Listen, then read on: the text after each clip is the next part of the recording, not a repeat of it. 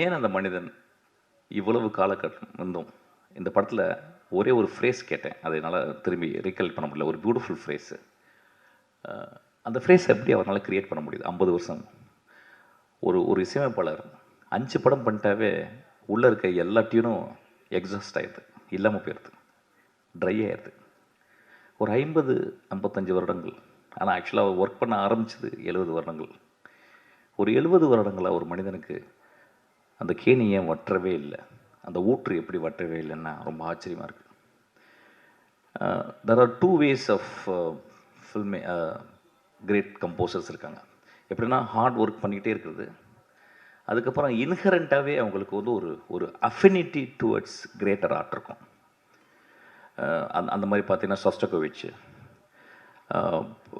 நான் படித்ததுன்னு நான் கேட்டதில் Shostakovich, Beethoven primarily, Bach, Mozart,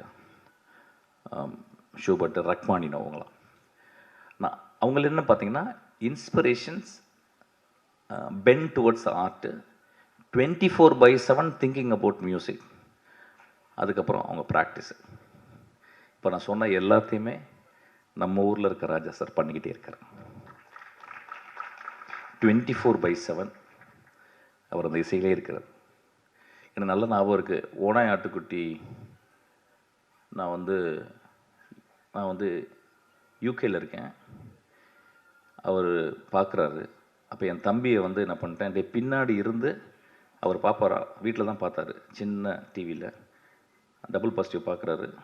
என் தம்பியை பின்னாடி இருந்து அவர் கை சோஃபாவில் வச்சுருப்பாரா, அந்த கையை மட்டும் வீடியோ எடுத்துக்கிறேறா அப்படின்னு. அவனுக்கு புரியல. அவர் படம் பார்த்துட்டே இருக்காரு. ராஜா சார் உட்காந்து படம் பார்த்துட்டு இருக்காரு. என் தம்பி பின்னாடி உட்காந்து வீடியோ எடுக்கிறான். ஒரு 10 இடத்துல அவர் கை அப்படின்னுச்சு. அது என்னென்னா அவர் கீ கண்டுபிடிக்கிறார் 10 இடத்துக்கு. அப்போ நான் சொன்னேன் தம்பிட்டு, இந்த படத்தில் எக்ஸ்ட்ரானரி மியூசிக் இருக்குன்னு. அவனுக்கு ஒன்றுமே புரியல. அப்புறம் நான் வந்தேன், அவன் ஃபோன் பண்ணாது, என்னடா இப்படி பண்ணி வச்சுருக்க, ஒரு மாதிரி இப்படி ஒரு குழப்பமும் பண்ணி வச்சுருக்க, நல்லா இருக்குடா, புதுசாக இருக்குது, சரி எனக்கு ரொம்ப வேலை கொடுத்துருக்கு அப்படின்னு சொல்லிட்டு இப்படி திரும்புகிறாரு. நான் வீடியோவில் பார்க்குறேன், இப்படி திரும்புகிறாரு. திரும்பிட்டு போனவர் பின்னாடி ஒரு கை இருக்குது, ரைட் கை என்னது இப்படி ஆட்டுறாரு. எனக்கு தெரிஞ்சு ஒரு கம்போஷன் உருவாச்சுன்னு சொல்லிட்டு. What I'm trying to say, that man,